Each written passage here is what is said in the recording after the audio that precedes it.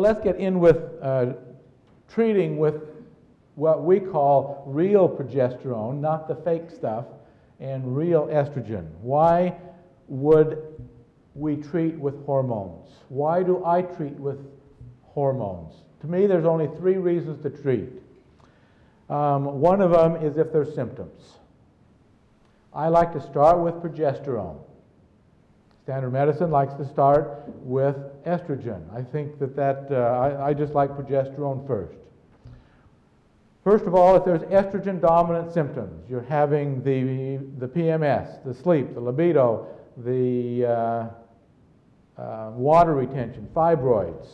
We've got estrogen dominance, so we need to increase the progesterone. We really can't reduce the estrogen levels. There is a aromatase inhibitor that does interfere with the enzyme that converts testosterone into estrogen, but women discover very quickly that if we stop the estrogen production, then we increase the testosterone production, and now the acne and the face breaking out and the hairy face and the mustache all of a sudden become an issue, and women they like that even less.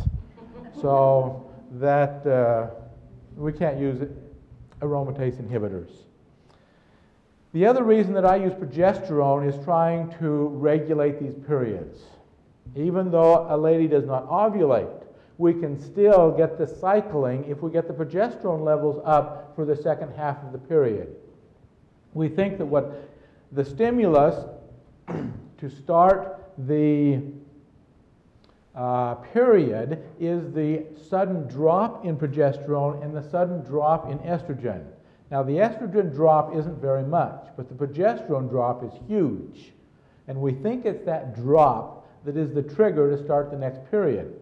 So we can duplicate that. If the estrogen levels are fine, that is if we have estrogen dominance, or the estrogen levels are up there and they're normal, then we just need to cycle the progesterone and we can start to regulate those periods, hoping that by doing this, we can then get into a more regular pattern. After menopause, the follicular stimulating hormone, FSH, the follicle is the egg. So the follicular stimulating hormone was part of this regulatory cycle to stimulate the follicle to mature and the release of the egg. When the progesterone levels are low, then and the estrogen levels are low, the FSH goes up to stimulate this whole process. So after menopause, when the estrogen levels come down, the progesterone levels come down, the FSH goes up in some women. Now, that wouldn't be a problem except that FSH interferes with bone metabolism and actually increases the risk of osteopenia, osteoporosis, and the breakdown of bone and the calcium in the bone. So we need to bring that FSH level down. The level of 80, once it gets above that, it interferes with bone metabolism. So the way to reduce that is to stimulate that estrogen and progesterone. So I give progesterone to try to bring that down.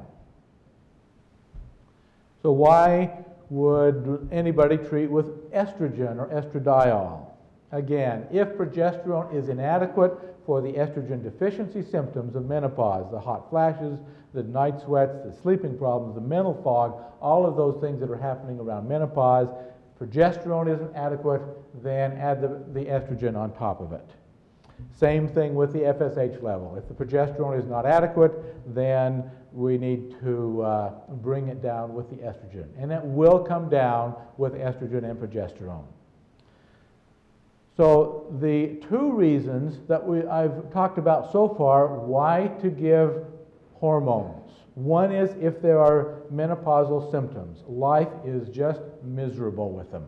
Second is if the FSH level is high. Third is not a medical indication, but I call it the Suzanne Somers approach. Suzanne Somers has written several very good books. I think she's got a good handle on this whole picture of hormones. She's taking some of the arrows in her back, which we would rather she didn't have to absorb, but she's out there doing it. And her approach, the short version of her approach is that women felt best when they were menstruating. In their 20s and 30s and early 40s is when they felt their best. The hormones were at good levels, and as all these hormones, including DHEA and growth hormone, the other hormones that we're not going to talk about, all of these hormones started decreasing, and then the health started diminishing, and then when menopause hit, everything fell apart. So her contention is we want to get back to those high levels. And that she actually advocates for levels high enough where women will actually continue to have periods on a regular basis into their 50s, even into their 60s.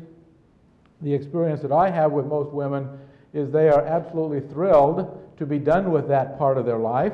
They don't want it to continue.